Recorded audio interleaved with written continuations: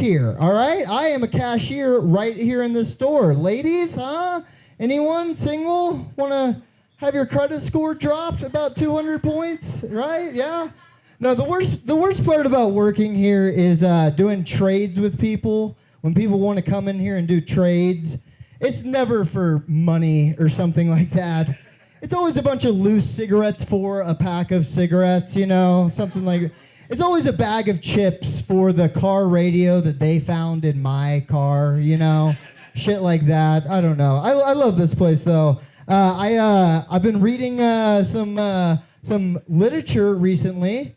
Huh? Ladies, I'll say it again. Huh? I can read and I'm a cashier, right? What a fucking catch.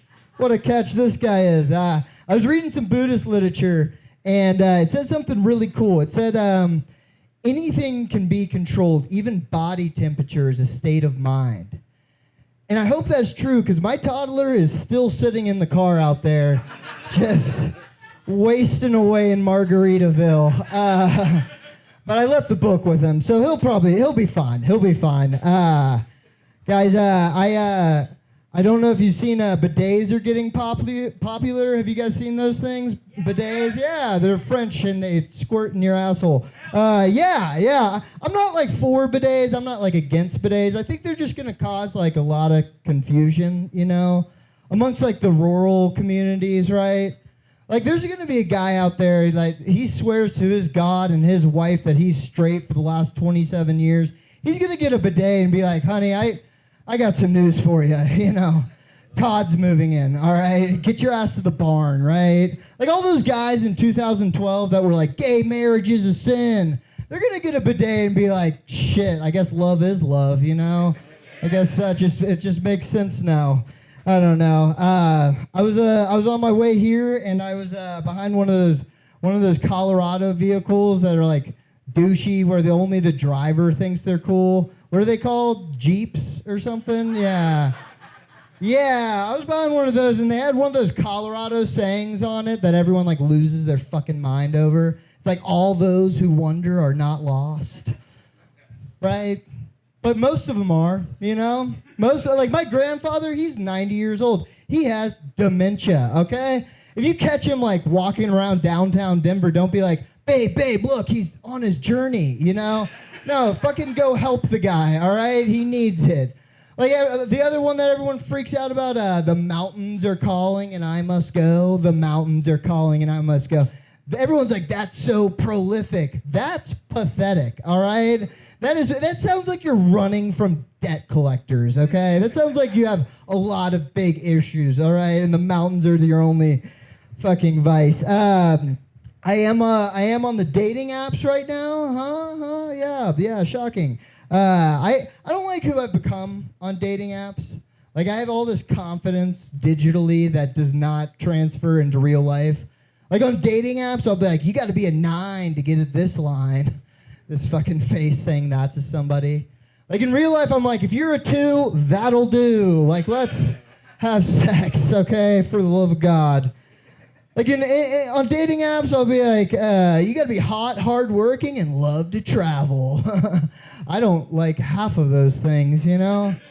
Like, in real life, I'm like, hit me, hurt me, call me a bitch, just make me come, you know? Whatever, please, get me through the night. I don't know. I do hang around a lot of single men. Not by choice. It just happens. It sucks being around single men because the longer they've been single, the more bitter they start getting. And when they get bitter, they start also getting unrealistic. Like, I was hanging out with my friend Steven. We were just watching TV. He looks over at me and goes, dude, I can't believe Pete Davidson got to bang Kim Kardashian. He's so fucking ugly. I was like, Steven, you're a waiter at Chili's, you know? You wait tables at Chili's. Like, maybe you should be looking for your Kim Kardashian there, you know, Kim Card or Cashian, right? Something like that. I don't know. I'll get the first comic coming up here in a second. I did live alone for the first time like 2 years ago. I'm 32 now, and I never lived alone in my life. And I realized when you live alone, you kind of go like one of two ways. Like, you either get like super comfortable with it, or you get really, really desperate. And I got the desperate kind of loneliness. Yeah. Oh, yeah. Yeah, you know what I'm talking about. 1,000%. We should hang out later, sir. No, I was hanging out with people that like I would never in my fucking life hang out with. No, I'm kidding. I would love to hang out with you anytime. Seriously, I need friends. No, I would hang out with people and they'd be like, "Oh, dude, that's Kyle. He only has one felony," and I'm like, "Dude, get in the fucking car, man." Like, I've had people look at me and they're like, "I do CrossFit," and I'm like, "I can get past that," you know? Like, I'm not gonna, well, like, I was doing activities that I would like kick my own ass if I ever saw me doing. Like, I went to one of those wine and paint classes. Have you guys ever heard of those? Yeah. I realized why people write manifestos after attending one of those things. I played pickleball for the first time. Pickleball, yeah. White people, explain yourselves. What the fuck is pickleball? What did black guys get too good at tennis? You know, we had to divert. We had to do something. You know, don't tell anybody about cornhole. That's all we got left, guys. That's all we got left. Guys, are we ready to get this fucking comedy show